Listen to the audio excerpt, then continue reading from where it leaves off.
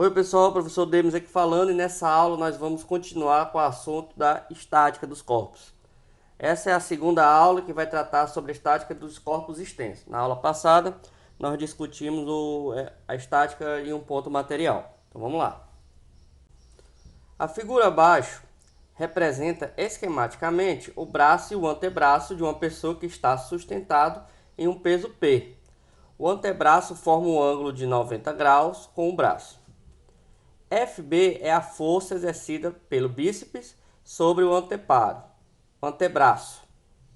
E FC é a força de articulação do cotovelo. Então, aqui no desenho está mais fácil da gente compreender aqui. Nós temos o braço, força pesa aqui da bola, a força pesa aqui do braço da pessoa, né? O eixo de rotação e aqui as outras forças aqui dos tríceps e os bíceps. Aqui está dando as distâncias 16 centímetros, aqui 36 centímetros. Sendo o módulo do peso 50 N e o módulo do peso do antebraço 20 N, qual é o módulo da força FB? Essa forçazinha FB aqui, causada pelo bíceps. Então, pessoal, nós sabemos que o equilíbrio estático, nós já sabemos que a somatória das forças em um sistema em equilíbrio, ele vai dar zero. Mas também, além disso, nós também temos o somatório do momento. Então, o somatório do momento de todas as forças também tem que ser igual a zero. Essas duas condições, elas valem quando o corpo está em equilíbrio estático. Então, nós vamos trabalhar agora com a parte de momento de força, que é de corpo extenso. Toda vez que a gente trabalha com corpo extenso, a gente tem que analisar o momento da força. Diferente do assunto passado, que a gente analisava apenas um ponto material, a gente bastava analisar a somatória das forças. Agora nós também temos que trabalhar com a questão do momento. Então, no caso, a somatória do momento de todas as forças aqui, do momento aqui do corpo, vai ter que ser igual a zero. Então, de modo que o momento da força aqui C mais o momento da força B, então aqui nós temos o ponto C e o momento da força B, menos o momento do peso A menos o momento do peso, tem que ser igual a zero. Por que nós colocamos alguns valores como positivo, quando não tem sinal aqui também é positivo, né? E outros negativo? É porque você tem que considerar se o movimento é horário ou anti-horário e definir se é um sinal positivo ou negativo para eles. Então o que nós vamos fazer? A gente convencionou a rotação no sentido horário negativo e no sentido anti-horário positivo. Então o mais aqui é o sentido anti-horário. Então, pessoal, observe o seguinte.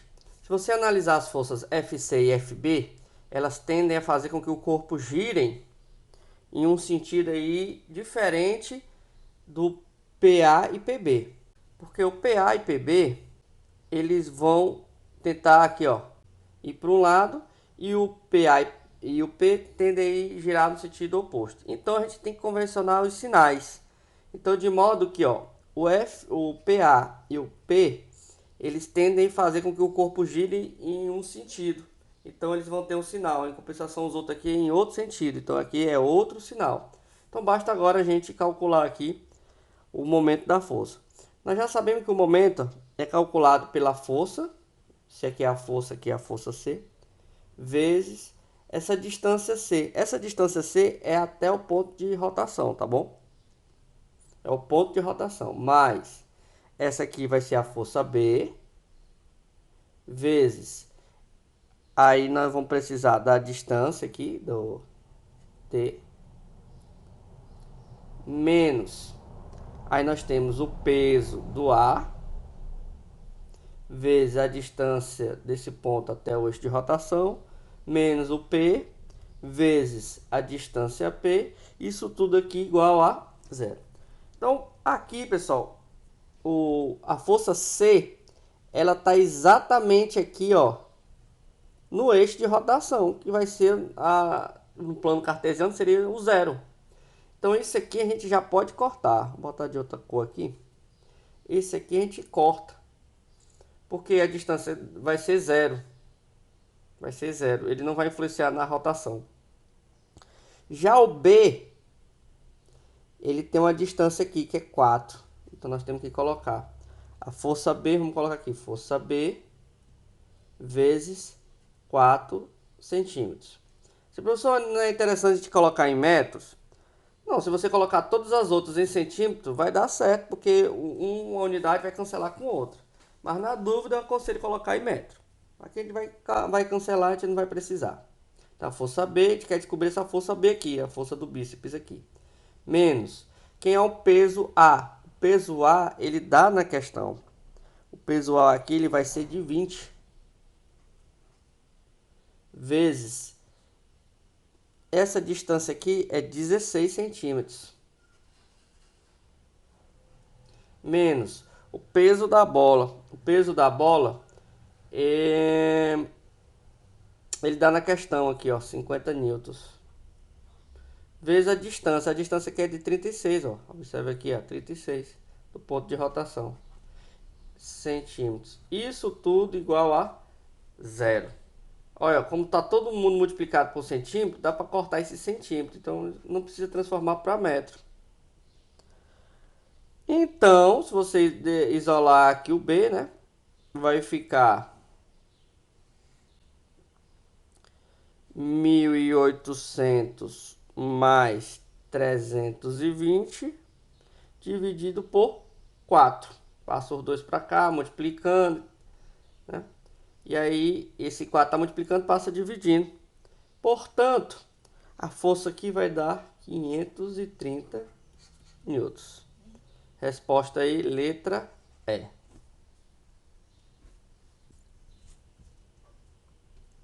Essa questão aqui é bem tranquila. Vamos lá. A figura representa uma gangorra de 4 metros de comprimento, articulado no ponto médio. Então, essa informação é importante, bem no meio. Então, 2 metros para cada lado. Por um cilindro fixo ao solo, certo? Aqui o cilindro é uma gangorrazinha, vai girar. Se a força F1, 150 newtons, representa o peso de uma criança sentada na extremidade direita, então no F1, e o F2 representa o peso de outra criança sentada a 50 centímetros da extremidade esquerda da gangorra. O valor F2 para que a gangorra permaneça em equilíbrio na posição horizontal é... Então, pessoal, aqui ele já dá as informações aqui para a gente, né? Então, o que acontece? A gente vai equilibrar o torque. Vou botar aqui. Nós temos que o momento da força 1 vai ser igual ao momento da força 2, para ele não girar. Então, o momento da força 1 é o F1 vezes a distância 1. E o momento da força 2 é a força 2 vezes a distância 2. A força 1, ele dá aqui como 150 newtons. E já a distância é de 2. Por quê? Porque como ele falou que aqui é 4 metros, então fica 2 metros para cá e 2 metros para cá. Aí a força 2 ele também dá. Aliás, ele quer descobrir a força 2. Ele dá a distância 2. A distância 2, pessoal, não é 50 centímetros. Por que não? Porque ele está falando que é 50 centímetros da extremidade esquerda. Então ele está dando esse valor aqui, ó. 50 centímetros, que é meio metro. Então daqui você tem que analisar na rotação. Da rotação é 1,5 metro para dar 2 metros. Então aqui é 1,5. Então F2 é 300. O 1,5 está multiplicando, passa dividindo. Dividido por 1,5. Portanto é 200 newtons. Essa aqui foi moleza, né, pessoal? Vamos lá. Uma pessoa usa uma chave de boca para apertar um parafuso, conforme a figura abaixo. A distância do centro do parafuso até a extremidade do cabo da chave da boca é de 30 centímetros. E a força F vertical aplicada a 5 centímetros da extremidade do cabo da chave possui intensidade de 20 newtons. Então, está sendo aplicado aqui nessa distância aqui. O ponto do giro é esse aqui. Vamos lá. Assinale a alternativa correta. Vamos para a primeira. Vamos ter que fazer a decomposição dessa força para cá. Fazer a decomposição aqui para cá. E aí, nós temos que descobrir que ângulozinho é esse aqui. Então, a gente pode pegar... Se a gente descobrir que ângulozinho é esse aqui, a gente pode usar F vezes cosseno. Se você utilizar esse outro ângulo aqui, vai ser F vezes o seno, tá bom? Por que nós vamos precisar? Porque a gente vai precisar calcular o torque aqui. E o torque vai ser F vezes D. Só que esse F aqui é o da decomposição aqui, né? Então você vai ter que pegar F vezes... No caso aqui, nós vamos usar cosseno do ângulo aqui, porque ele está triscando aqui no ângulo aqui, ó. Bom? Vezes o D. Bem, nós sabemos aqui que aqui é 45 graus. Esse ângulo aqui é 45. Então, o oposto dele aqui, ó, é 45. Como aqui dá 90 graus, isso aqui dá 45 graus. Se isso aqui dá 45 graus, aqui também é 45 graus. Então, nós sabemos o seno e o cosseno de 45, é tudo igual, né? E vai ser o quê? Vai ser 20, que é a força F, vezes o cosseno de... Vamos colocar aqui, cosseno de 45 graus, vezes o D. O D é a distância do ponto aqui. Não é de 30, porque ele tem 5 centímetros aqui de diferença, até a outra margemzinha aqui. Então, ele é de 25 centímetros. Transforma logo para metro, né? E aí o momento vai ficar 20 vezes raiz de 2 sobre 2 vezes 0,25. 0,25 vezes 20 vai dar 5, e 5 por 2 vai dar 2,5. Então vai ficar 2,5 raiz de 2 Newton por metro. Newton vezes metro. Ah, então, professor, tá certo. Não. O que está errado vai ser essa partezinha bem aqui. Ele está dizendo que o torque ele vai ser paralelo ao F. E não é. O torque aqui ele vai ser perpendicular de orientação para dentro da página. Então você vai ter que usar a regra aí da mão aqui para ver aqui. Se ele está girando desse lado, o torque vai ser para dentro da página aqui. Então, por essa partezinha aqui que ele está errado. Para a alternativa B. O torque gerado por F atua ao longo do eixo do parafuso, sendo sua orientação perpendicular a F e para o plano da página. Então, essa aqui é a letra B, a correta. Vamos ver as outras, né? A orientação da força F representa a figura é aquela que fornece a situação do torque máximo, pois o ângulo entre o torque e o vetor força é de 90 graus. Então, pessoal, o torque máximo ele é obtido quando a força é realmente aplicada perpendicular, ou seja, 90 graus. Que não é a situação aqui. A situação aqui ele não está sendo 90 graus, está tendo uma inclinaçãozinha aqui, ó, 45 graus. Letra D. Na situação apresentada na figura, a componente F, paralela ao eixo do cabo da chave, é nula. Ele está dizendo que o torque é nulo. E está errado, porque a gente calculou o torque aqui de 2,5 raiz de 2 N. E letra E. Após a rotação do parafuso em 45 graus no sentido horário, de forma que o cabo da chave de boca esteja na posição horizontal e mantendo o F na vertical, o torque será nulo. E não é, na verdade, quando ele girar 45 graus, ele vai ter o torque máximo, porque aí esse vetor ele vai se deslocar ficando 90 graus aí, que é o valor máximo.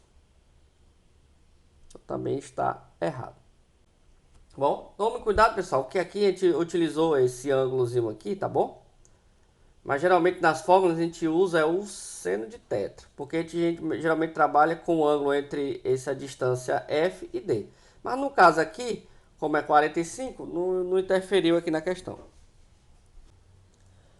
Um semáforo em equilíbrio estático está instalado em uma via urbana e é sustentado por uma haste horizontal fixa em um poste vertical e por um cabo de inclinação de 30 graus, conforme a figura abaixo.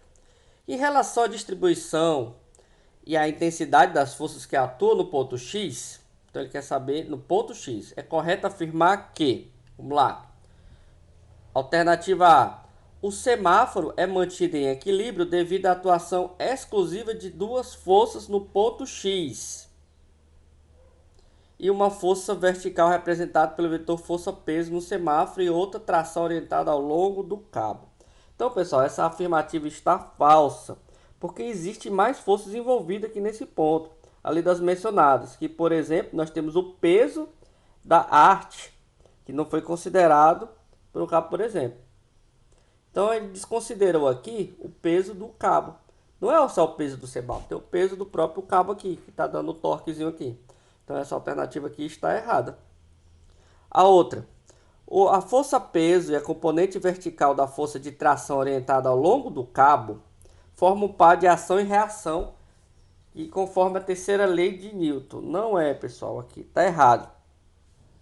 Porque a reação do peso ocorre na própria Terra, como a gente já viu nas leis de Newton. Então está errado também. Vamos para a alternativa C. Para o sistema da figura, o aumento do ângulo entre o cabo e a haste horizontal de 30 graus para 40 graus gera um acréscimo na intensidade da componente vertical da força de tração, com o consequente aumento da força peso do semáforo. Pessoal, a força peso ela depende da massa e da gravidade. Então, ele pode mudar o torque aqui envolvido aqui no sistema, o equilíbrio do sistema, mas o peso aqui ele não vai interferir, porque o peso a gente já discutiu nas leis de Newton, que é dado por massa vezes a gravidade. Então tá errado também. Letra D. Em relação ao eixo horizontal paralelo à haste, que passa no ponto X, o somatório das forças é diferente de zero, pois a atuação somente na componente horizontal da força de tração é responsável por manter o semáforo fixo. Pessoal, se a componente do eixo X aqui for diferente de zero, o corpo não vai estar em equilíbrio, ele vai estar se movimentando. Então também está errado bem aí. Só sobrou a letra E. No sistema mostrado na figura, as componentes das forças que atuam em relação ao eixo horizontal, que passa pelo ponto X, têm soma igual a zero, ok? Assim como as componentes das forças que atuam em relação ao eixo vertical que passa pelo ponto X. Então, as componentes horizontais e verticais têm que dar zero para o sistema estar em equilíbrio. Então, a resposta correta é a letra E. Então, pessoal, por hoje é só. Observe que é preciso estudar bastante esse conteúdo para não surgir dúvida. Mas qualquer coisa, poste lá nos comentários que a gente discute. Um abraço e até a nossa próxima aula.